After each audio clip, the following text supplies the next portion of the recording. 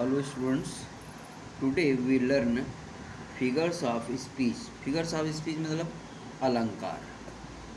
Definition क्या है? A figures of speech is a departure from the ordinary form of expression or the ordinary course of ideas in order to produce a greater effect. क्या अलंकार का सामान्य अव्यक्त से प्रस्थान है किधर?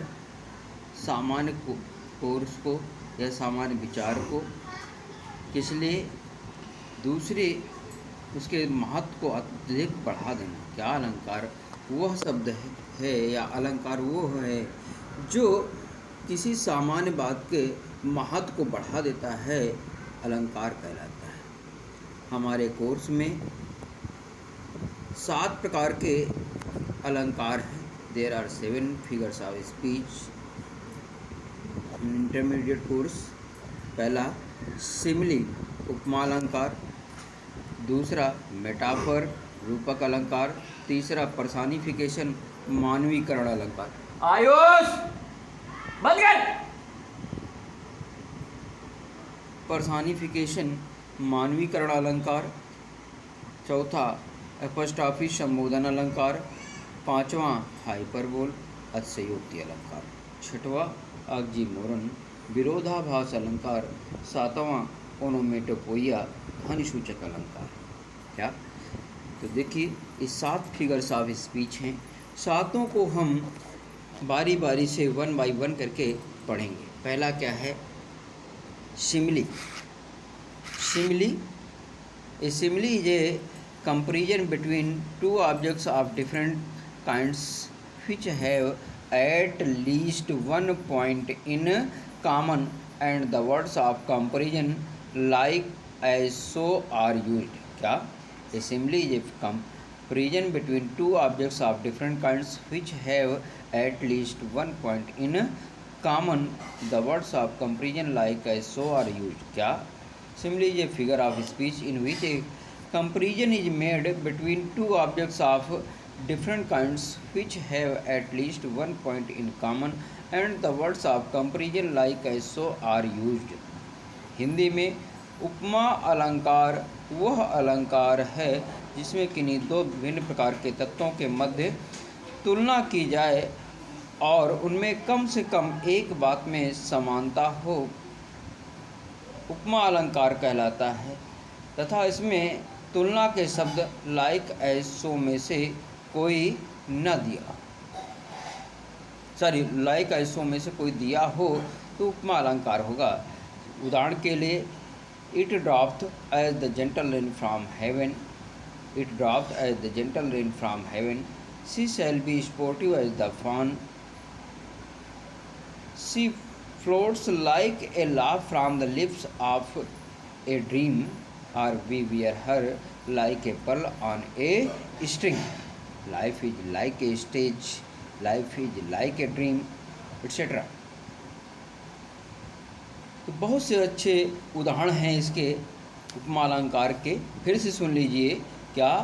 उपमा अलंकार वह अलंकार है जिसमें किन्हीं दो भिन्न प्रकार के तत्वों के मध्य तुलना की जाए और उनमें कम से कम एक बात में समानता हो और तुलना के शब्द लाइक ऐसो में से कोई दिया हो, उपमा अलंकार कहलाता है. मेटाफर रूपक अलंकार. A metaphor is an implied simile in which a comparison is made between two objects of different kinds which have at least one point in common, and the words of comparison like as so are not used. क्या? रूपक अलंकार उपमा अलंकार का, किसका? उपमा अलंकार का सूक्ष्म रूप है. क्या है?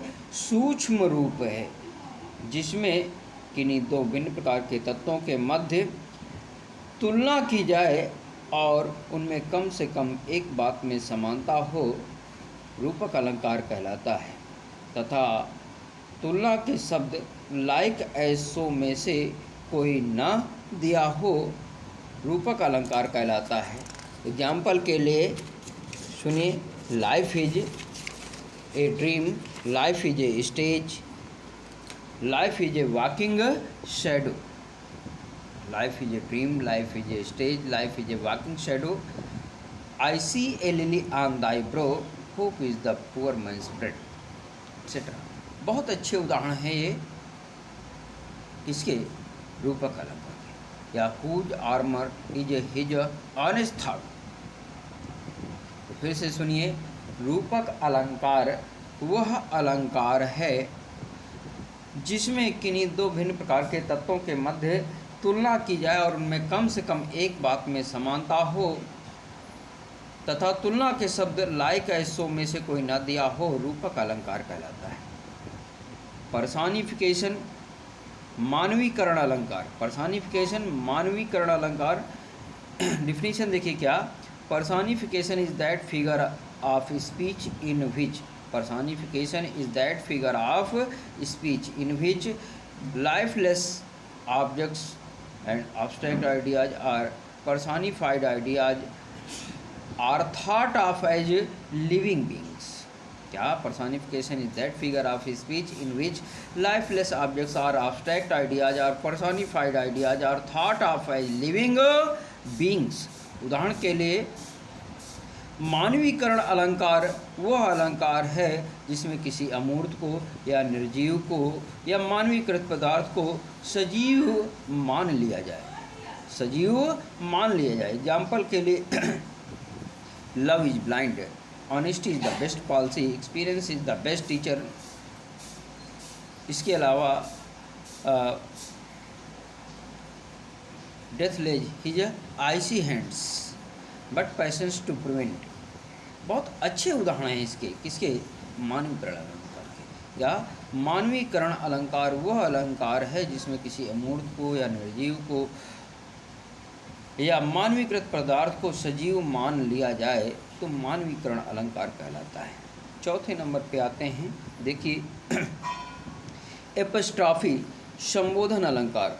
क्या, an apostrophe is a direct address to the dead, to the absent or to a personified object or idea.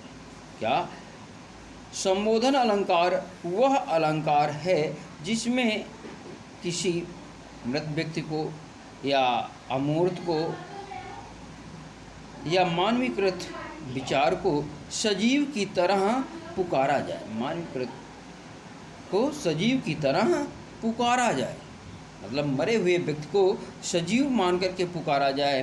जैसे कि oh death come soon, oh grave where is thy victory, oh death where is thy sting, oh Julius Caesar thou art mighty yet, oh captain my captain break break break. बहुत अच्छे इसके उदाहरण हैं, इसके apostrophe के।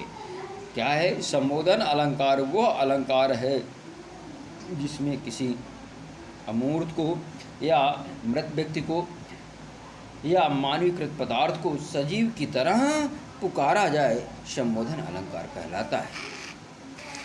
Hyperbole, hyperbole क्या है, a hyperbole is that figure of speech in which things are represented as greater or less, better or worse than they actually are.